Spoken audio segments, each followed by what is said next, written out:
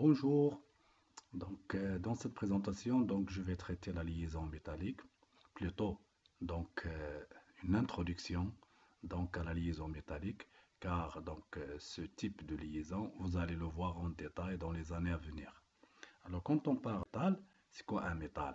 Un métal est un réseau régulier d'ions chargés positifs, donc comme vous voyez ici, assimilé bien sûr à des sphères dures, tangentes, et qui baignent dans un nuage électronique formé par les électrons de valence. Alors, bien sûr, les électrons de valence se déplacent autour de ces atomes et en laissant un édifice d'électrons sur ces atomes et qui s'observent comme des cations positifs, forme bien ordonnée selon une forme bien déterminée qu'on appelle un réseau régulier, etc.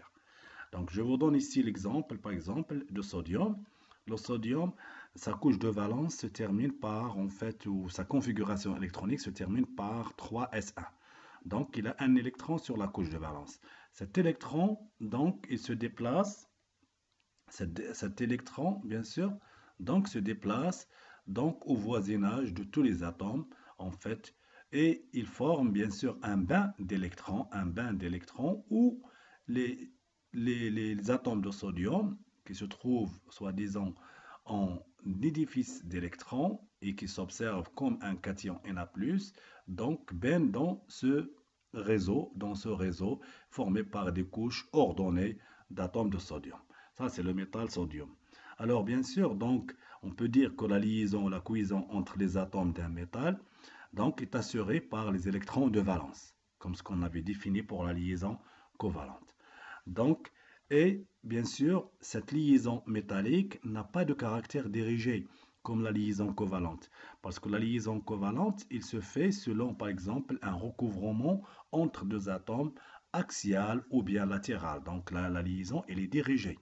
Par contre ici, c'est une liaison entre un bain d'électrons, plusieurs électrons qui tournent autour des atomes et bien sûr dans n'importe quel sens. Donc, on n'a pas un sens bien précis entre deux atomes. Et on dit que la liaison métallique n'a pas un sens dirigé. On n'a pas un caractère dirigé. Alors, pour les propriétés des métaux, bien sûr, je vais citer les plus importants, à savoir les propriétés mécaniques. Quand on parle des propriétés mécaniques, la liaison métallique est faible devant la liaison covalente. Donc, je vous donne un exemple.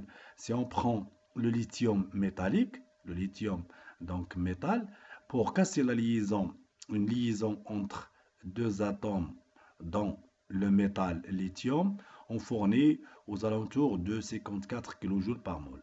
Alors, pour casser cette liaison dans une molécule Li, 2, d'accord, dans une molécule Li2 gaz qui forme une liaison covalente, on a besoin de 163 kJ par mol.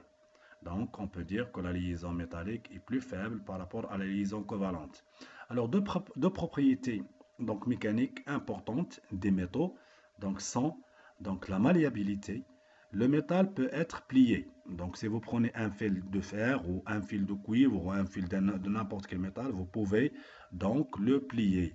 Donc, ça, ce qu'on appelle, cette propriété s'appelle la malléabilité. Il y a une autre qui est la ductilité. Donc, le métal peut être étiré. Donc, si vous prenez un fil d'un métal, vous pouvez l'étirer sans qu'il se casse. Et bien sûr,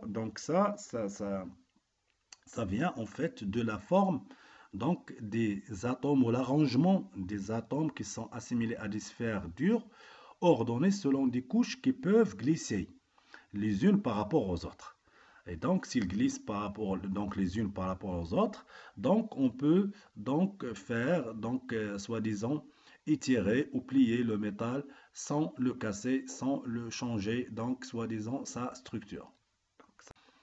Propriété mécanique. Propriété thermique, comme vous le savez, les métaux sont des bons conducteurs thermiques. Si on prend tout simplement un exemple de matériel utilisé dans la cuisine, les casseroles sont souvent tout matériel dans la cuisine, la plupart ils sont en métal. Par exemple, des casseroles en aluminium, des casseroles en cuivre, etc. Donc, si vous faites chauffer un bout de fer, donc bien sûr, si vous le touchez avec la main, même de l'autre extrémité, vous allez sentir donc bien sûr la chaleur. Et donc, c'est un bon conducteur donc thermique. Alors, bien sûr, donc il y a à travers donc cette conduction thermique, il peut observer ce qu'on appelle l'effet thermoélectrique. C'est le passage donc du courant électrique sous l'effet de la température. Bien sûr, donc ça, on va en discuter pour les semi-conducteurs, par exemple, à une certaine température et sous l'application d'un champ électrique, un métal peut donc passer le courant électrique. Donc ça s'appelle donc un effet thermoélectronique. Alors, il y a aussi le passage du courant électrique sur l'effet de la lumière. C'est ce qu'on appelle un effet photoélectrique. Donc, on fait subir, par exemple, à une feuille métallique, donc, enfin, une radiation par donc, la lumière. Donc ici, en appliquant un champ électrique, bien sûr, il y aura donc le passage du courant électrique. Et donc les métaux ont cette propriété donc qui peuvent donc émettre ou peuvent libérer des électrons sous l'effet en absorbant des photons. En absorbant des photons donc H nu, bien sûr, de la lumière. Et donc en appliquant un courant électrique, donc un champ pardon, électrique, on peut observer le passage du courant électrique. Donc ce passage, en fait, sous courant électrique, donc, où cet effet s'appelle l'effet photoélectrique. Propriété optique, donc les métaux sont des bons, en fait, de bons réflecteurs de la lumière. Alors souvent leur couleur, bien sûr leur couleur, et c'est souvent grise parce que il absorbe donc la totalité des radiations lumineuses en fait, et ils émettent donc la plupart. Et donc, soi-disant, la majorité donc des métaux donc ont une coloration grise. Alors, bien sûr, quand on parle donc de la couleur d'un métal, correspond bien sûr à la radiation lumineuse qu'il n'absorbe pas. Donc, s'il absorbe une radiation, en fait, ça veut dire qu'on ne peut pas observer donc la coloration correspondante à cette radiation, longueur d'onde. Donc, bien sûr, si je donne un exemple ici, quand vous prenez l'or ou le cuivre, ils sont orange. Pourquoi ils sont orange?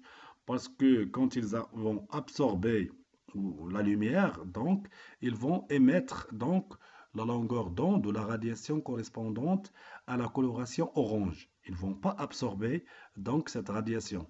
Donc la longueur d'onde qui correspond à la couleur orange, il sera émise. Et par conséquent, on va observer donc cette radiation qui n'est pas absorbée et qui correspond à la couleur donc du métal qu'on voit bien sûr à l'œil nu.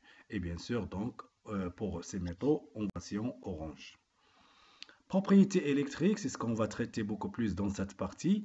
Donc, les solides se distinguent en trois types.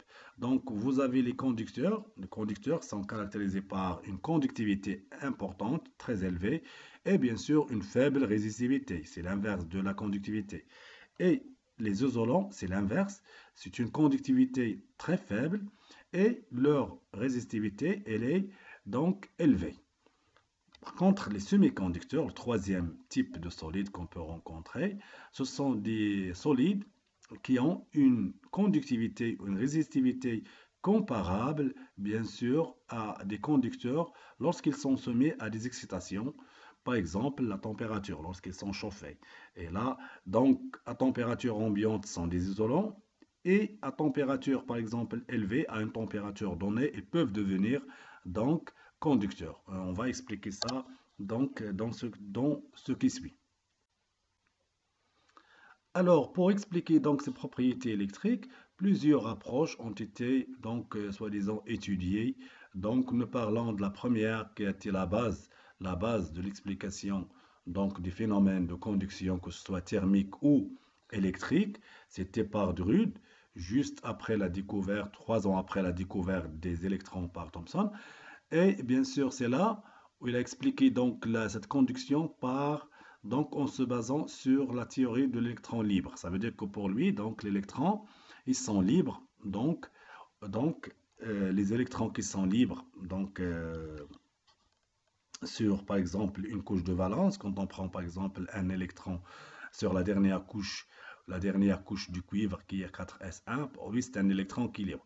Or, si on voit le réseau, donc, ou l'enchaînement ou la structure des métaux, les électrons ne sont pas vraiment libres. Les électrons qui baignent ou qui forment donc le nuage électronique ou la couche de valence, et ces électrons qui se propagent, ils sont donc soi-disant confinés ou sont donc attirés ou se trouvent dans un champ qui est attiré par ou formé par les cations. Et bien sûr, il y a des forces d'attraction qui attirent donc ce nuage électronique. Donc, et c'est pour ça, donc, il y avait une autre théorie complémentaire qui a donc expliqué ou donc la distinction entre ces solides, conducteurs, isolants et semi-conducteurs était développée en 1928 par Bloch.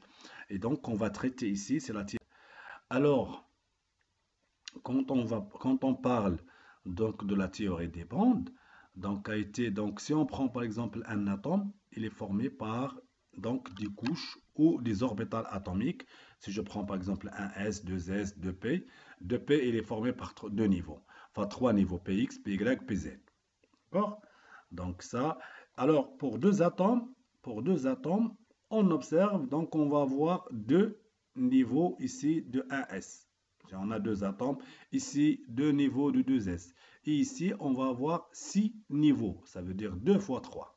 Si on prend 3, c'est la même chose, on va multiplier par 3.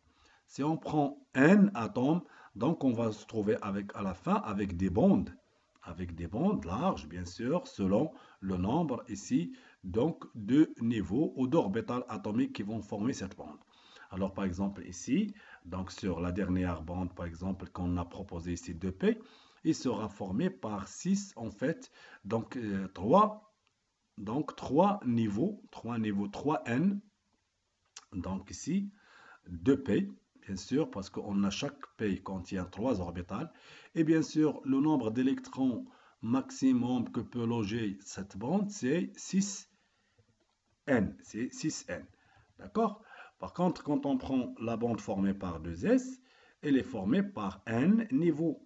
Si on a n atomes, on a n orbital atomique 2s. On a n orbital atomique 2s. Et bien sûr, 2n électrons au maximum qui peuvent être logés ici, dans cette orbitale, enfin dans cette bande formée par les niveaux 2s. La même chose pour les niveaux 1s, parce qu'il y aura n niveaux 1s. Donc, parce qu'on a un seul orbital, enfin une seule orbitale atomique, 1s par atome. Et donc, 2n électrons au maximum dans cette bande. Alors, le plus important ici, c'est cette bande interdite ou la zone. La zone qui sépare, donc c'est cette zone en fait qui sépare les bandes. C'est ce qu'on appelle une bande interdite où les électrons ne se trouvent pas.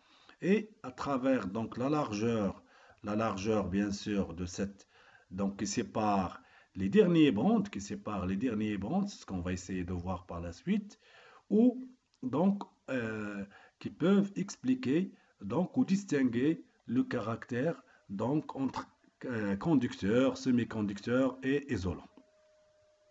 Alors les derniers bandes en fait ici on a la bande de valence. On définit les dernières bandes, ce qui sont responsables de la conduction ou non des électrons.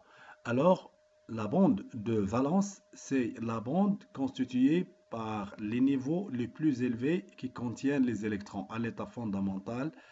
Donc, ça veut dire généralement pleine. Alors ici, vous voyez la bande de valence, ils sont là. Donc ça, c'est une bande de valence. C'est la dernière qui est généralement pleine. Alors la bande de conduction, c'est la bande qui vient juste après, immédiatement supérieure à la bande de valence. Elle est là, immédiatement supérieure à la bande de valence.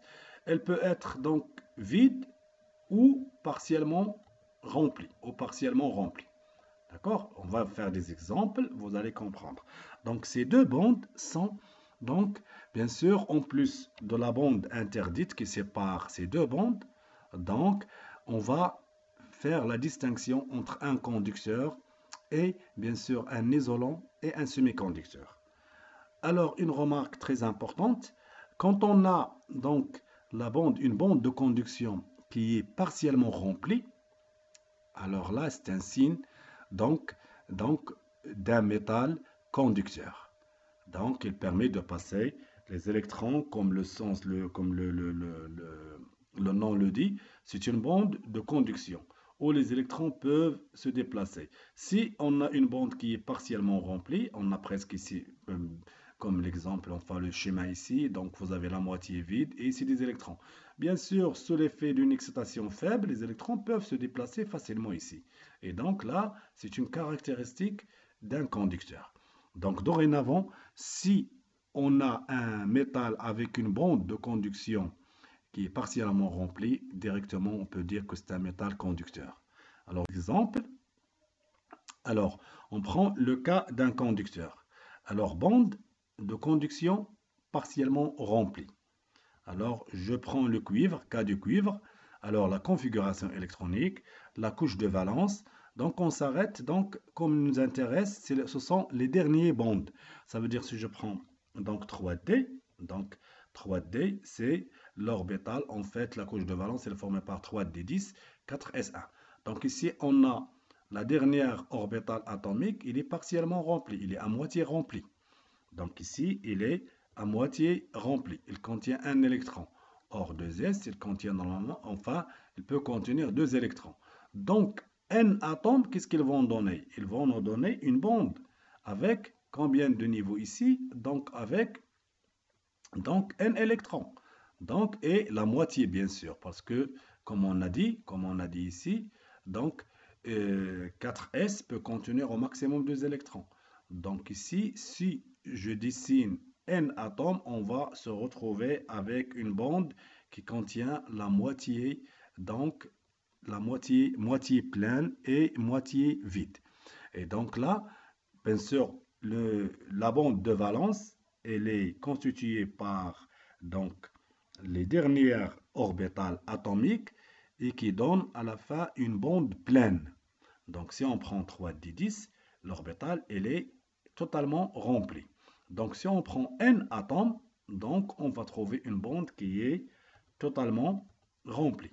On va trouver donc une bande totalement remplie. Cette bande totalement remplie, on l'appelle bande de valence. Et la bande partiellement remplie, on l'appelle bande de conduction. Donc ici, qu'est-ce qu'on peut dire? La bande de conduction formée par 4S est partiellement remplie, ce qui permettra au métal d'être conducteur. Donc le cuivre est un métal conducteur. Deuxième cas,